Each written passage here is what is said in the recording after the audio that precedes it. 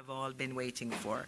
Ladies and gentlemen, members of the press, persons watching this live stream on Facebook, JIS, and the PBCJ's YouTube platforms, my name is Cheryl Bromfield, Manager Corporate Communications and the Public Relations Division at the Ministry of Education, and it's an honor for me to guide you through this press conference. The primary exit profile results serve as a testament to the hard work, dedication, and resilience of our young students. This morning, we gather to celebrate their achievements, recognize their potential, and highlight the transformative power of education. I also want to use this opportunity to let everyone know that our thoughts, hearts, and prayers are with everyone today on this National Day of Mourning. I know that our minister will speak more on that. Our esteemed panel this morning are led by our Honorable Favour Williams, Minister of Education and Youth, Permanent Secretary Mrs. Maureen Dwyer, Dr. Cassan Troop, Chief Education Officer, and they're joined by Mrs. Terry-Ann Thomas Gale, Deputy Chief Education Officer of Examinations and Assessment Administration and Services Branch, Mrs. Stacey Witter-Bailey, Manager of the Student Assessment Unit. Once again, thank you for joining us as we embark on this enlightening journey together. I will now hand over to our Honorable Minister, Mrs. Favour Williams, who will present the overall results, report on the results of the primary exit profile examinations. Minister.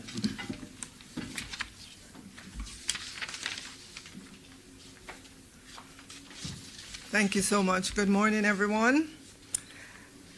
Let me acknowledge Mrs. Maureen Dwyer, our Acting Permanent Secretary, Dr. Cassan Troop, our Acting Chief Education Officer, Dr. Clover Hamilton, online, our Acting Deputy Chief Education Officer in the Curriculum and Support Services Division, Mrs. Terry-Ann Thomas Gale, Deputy Chief Education Officer, Examinations Assessment and Administration Services, Dr. Tamika Benjamin, National Mathematics Coordinator, Tertiary Support Officer. We have members as well of the Executive Management Team. We have our directors from across the region, and we have members of the media. Good morning. It's a pleasure this morning to present to Jamaica the primary exit profile for 2023. We are doing it earlier this year than last year. If you recall, last year was July 8th that we gave the overview. So we're a full 2 weeks early this year, and we're happy for that. It means our processes are more streamlined. I know parents are anxious, maybe even more so than the students. But we're here to say we've completed the process. Your children have done their exams, and now we are ready to give you the results. So for background, the full profile of students transitioning from grade 6 at primary level to the secondary level in June 2023 consists of the following exams that together in combination gave us their scores.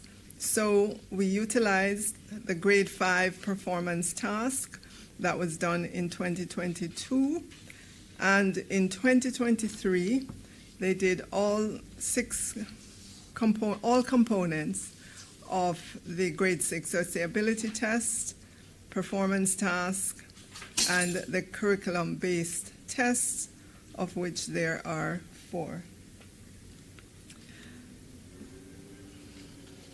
So the grade 5 performance task was done in June of 2022. And for the grade 6, as you know, the ability test was done in February of this year, 2023. Performance task in mathematics and language arts was done in March of 2023, and the curriculum-based tests were completed in April of 2023. A total of 36,105 students were registered to sit the 2023 grade 6 PEP exams. Of that, 18,452 were males and 17,653 were females.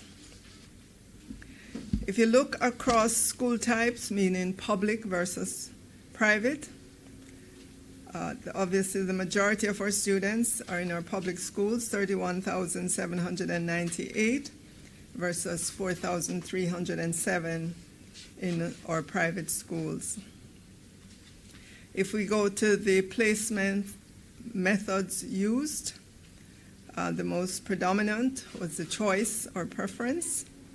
Then you had proximity, manual, and then there were some students who opted out. They might have sat the exam, but they indicated that they did not want a placement. So 30,984 students were placed according to their choice. That's 85.8%. And you will recall that since 2015, parents have been given the opportunity to indicate 2 additional choices to the standard 5 that they had in place at that time.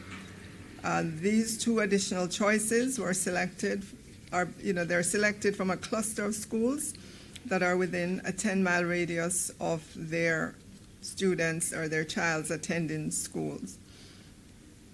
4,134, or 11.5% of students, were placed in secondary level schools that are in proximity to the schools that they currently attend. A further 1.57%, or 566 of students, were placed manually in secondary schools in proximity to the address they submitted at registration. And we have a lot of statistics available. I know that this is a press conference, so we will summarize as best as we can. But when you look at the preference choices, like in preference 1, the number of students who got their first choice, 8,105. Second choice, 5,432. Their third choice, 4,378. Their fourth choice, 3,962. Their fifth choice, 3,426. Their sixth choice, 3,435. And their seventh was 2,246. And that adds up to make the 85.8% that I mentioned earlier on. We have the data broken down as well for past students in terms of how they were placed, and it reflects the general placement because past students also have choices as to which school they go to. If we turn now to placement and scoring, the computation of the placement score for 2023 comprised of 11 tests, and they were the grade 5 performance task, mathematics, grade 5 performance task, language arts, grade 5 performance task, science, grade 5 performance task, social studies. Then we had the grade 6 ability test, the grade 6 performance task, mathematics, the grade 6 performance task, language arts, grade 6 curriculum-based test, mathematics, grade 6 curriculum-based test, language arts, grade 6 curriculum-based test, science, and grade 6 curriculum-based test, social studies.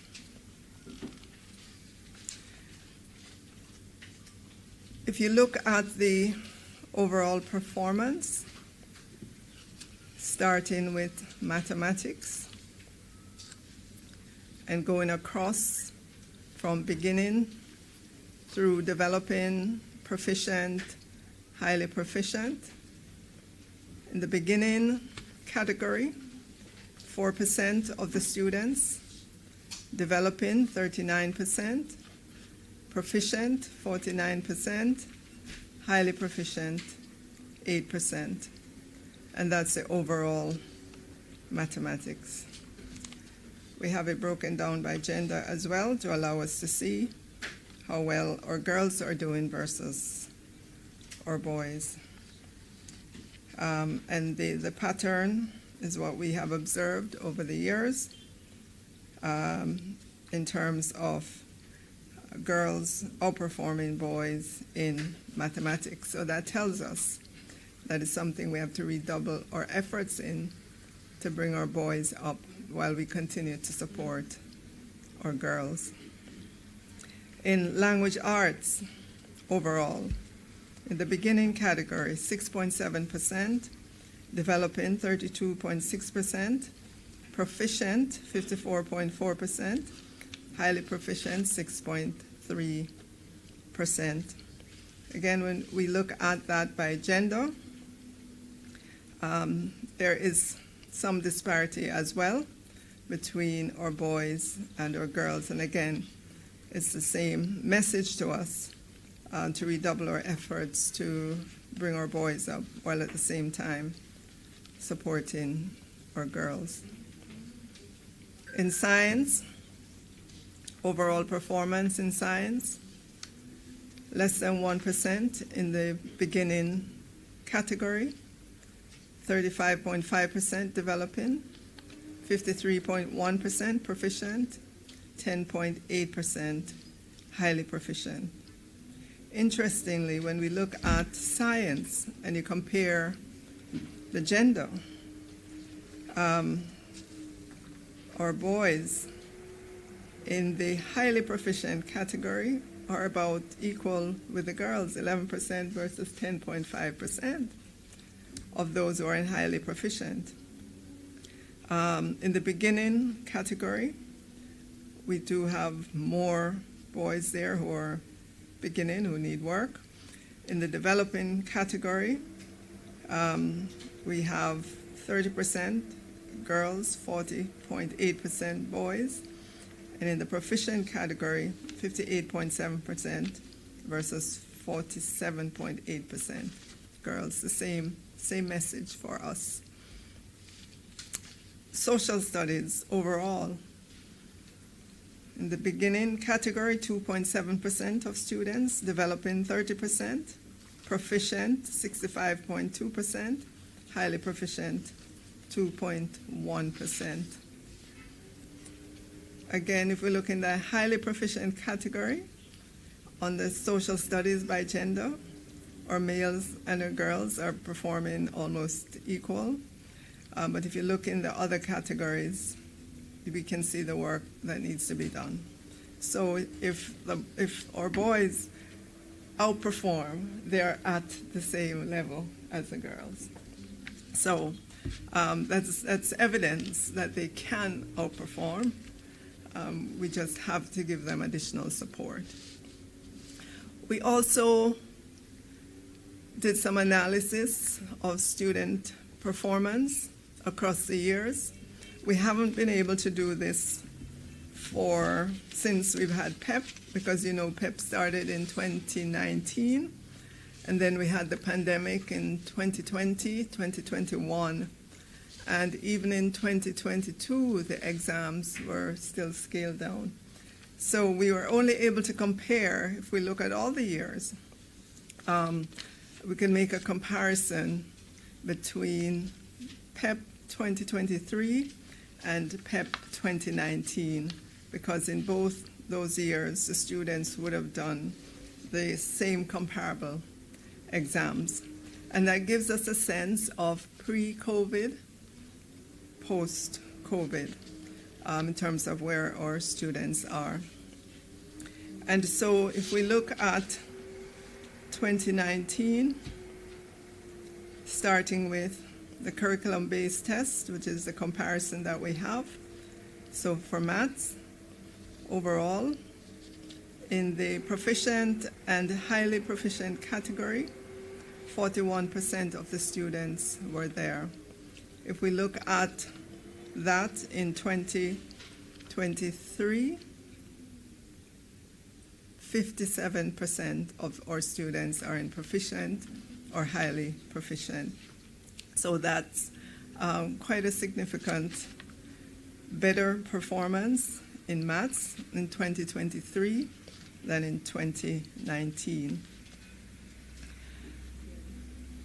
If we look at science, in 2019, 49% of our students were in the proficient and highly proficient categories. And in 2023, 64% of our students are in the proficient, highly proficient category. Of course, for the other categories, you simply need to subtract it from 100% and you'll get the difference. In social studies, in 2019, 63% of the students were in the proficient or highly proficient category, and in 2023, 67%.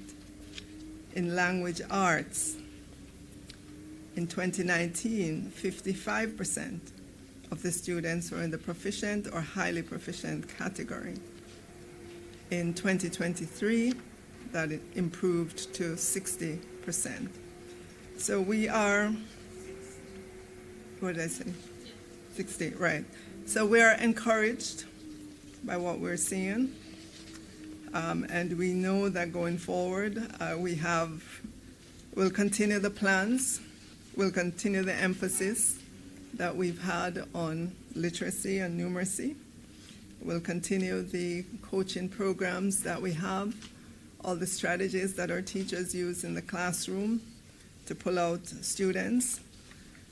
With each child going to high school, there is a report, a profile that goes with the student.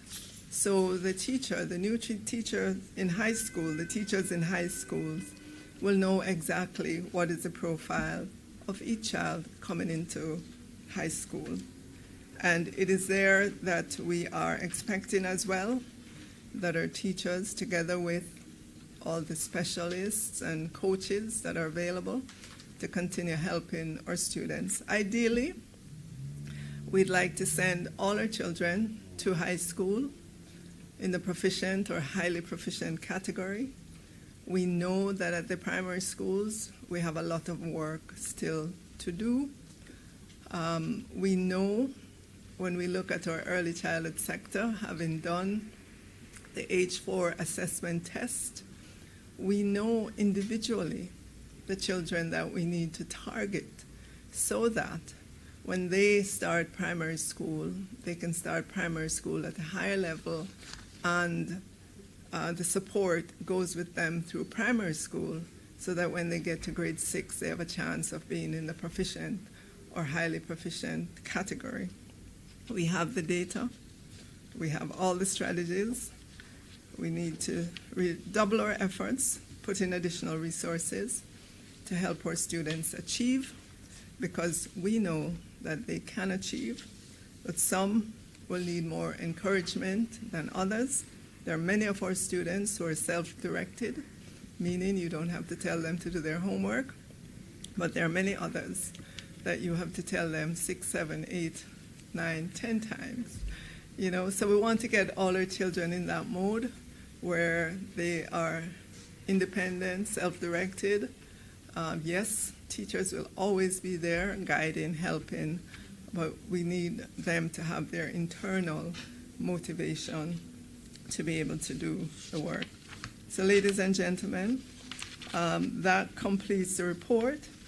In terms of the uploads of the report to parents, that will begin at 2 o'clock today. And we hope that when you see those reports and the schools that are named on those reports, that you will feel joy in your hearts. Thank you to all our parents.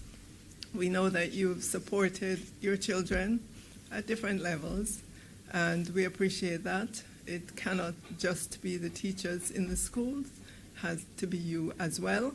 We call on your support even more so as your students, as your children transition to high school. It's a more complex environment. It's one in which they are expected to do things on their own. They will come into a situation in which they will be in classes with children from all over Jamaica, from different family structure, different homes. And we know that sometimes they are led astray by others. And therefore, it is very important for parents, for families to be there for your students, to give them that support so that they feel free to discuss things with you, to tell you what their experience is at school, to tell you what's bothering them, so that together you can help them. So that is what we're calling on you to do, parents, as your children transition to high school, a totally new environment, one that they've never experienced before. So they're going to need you to be there for hand-holding, even as the ministry rolls out all the resources at its disposal to help in our schools. Thank you very much. Okay, sorry. To all our grade 6 teachers, we couldn't have done it without you. Thank you for the work that you've put in. I know you wake up early, go to bed late. You've given of your own resources on many occasions to help our children. And we want to honor you, we want to acknowledge you, and to say thank you for your work. Thank you.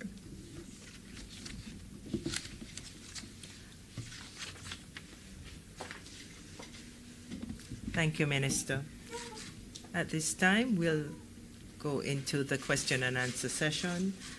We'll ask the members of the media that are present here in this room right now to raise their hands, state their name, their organization, and pose their question. Hi, Chanel. Hi, Chanel Spence from the Education Service. I wanted to know about the performances of the students on the path for the this year when we were Who'll take that?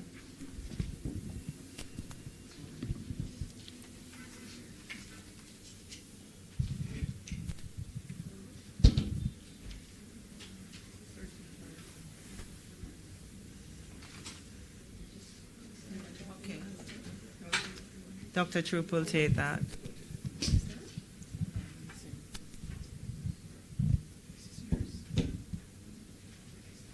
Ready? Mm-hmm. Okay, thank you very much, Chanel, for that question. We don't have the 2019 comparative analysis now, but we know from this year's data that the students on path performed in a similar way with respect to their choices. I think we got 84 point something overall for their choices. And so we want to celebrate that. We do take time out to look at our past students, how they are performing. These students are very important to us because we have to support them along their journey. And as you know, these are the students who benefit from the social safety net initiatives in our school. So right now I can proudly say that they are matching up to other students who have selected their 1 to 7 choices. Right. Next question.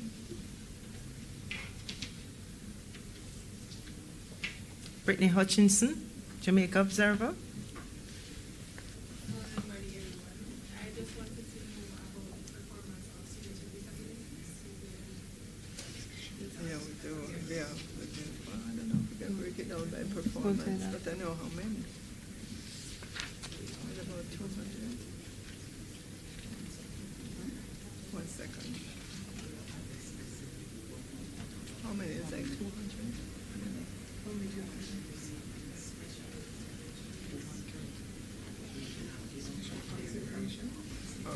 Okay. Dr. Troop will respond. Okay, thank you very much for that question. So for our students with special needs, as you know, we offer accommodation support for our students. So once they register for their exams, our parents have the opportunity to submit to us their psychoeducational analysis, and that tells us as a ministry what kind of support they need. And we do provide, in response to the recommendations from the psychologist, if they need a prompter, a writer, if they need a reader, if they need to be upfront, if they need to have extra time, if we need an interpreter, right? So we have that kind of service. And for those students, sometimes we have unfortunate situations on the day of the exam, and we had several of those this year, where we have crime and violence in the community. Students are affected, students fall, they break their hand, their legs, and they are in the hospital. We have to turn up for those students as well and provide accommodation services for them. So for this year, we have in excess of 200 students who we provided for this year. And what we have seen generally is that they have performed with respect to their capacity, what we expect from them in respect to the psychological report that came in on them. So we are encouraged, and for those students, we also look specifically at how and where they are placed, especially if they need special services, you know, if they are wheelchair bound and so forth. We look for those institutions that they can get better support. And in addition to that, the parents and the schools do provide support in selecting these institutions. So before they come to us, some kind of intervention occurs at the school level to say these are the best institutions for you based on the services. And over the years, I must say these institutions have accommodated, and these students are doing fairly well. They are now in our universities, at UTech, University of the West Indies, doing well as a result of the support. And I can call a few of these schools: Calabar High School, the Queen's School. They provide support. Mona High, Jamaica College. A couple of years ago, you know, the situation with that little boy who wanted to be there, and the principal turned up and made support services available for that student. And you watch his journey if you follow what's happening at JC. So I must commend our high schools. They are accommodating, and we are happy for that. Another question from Chanel Spence, GIS. So I know figures are being compared to 2019, but I think we have to Benjamin. Would you be able to, is it safe to say that mathematics stats on that are improving based on what you're saying?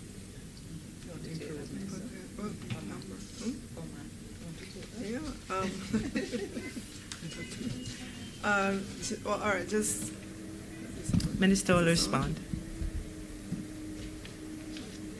so you want to, the question you're asking, Janelle? Is it safe to say that the data on mathematics show that students are improving? I know there was quite a bit of concern with that subject previously last year, but I know the numbers are being compared to 2019. Right. So yes, if you look back at 2019, only 41% of our students were in the proficient or highly proficient category, as opposed to 57% this year. I think that is a significant improvement, right? And it's it shows progress, and even if we could peak at 2022 as well.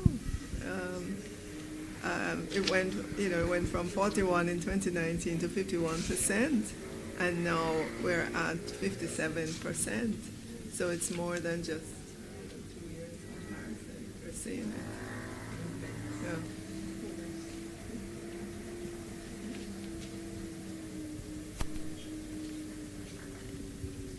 Yeah. I take it that's the end of the questions? Anyone else? Well, that brings us to the end of this press conference. Thank you for joining us. Enjoy the rest of your day, everyone.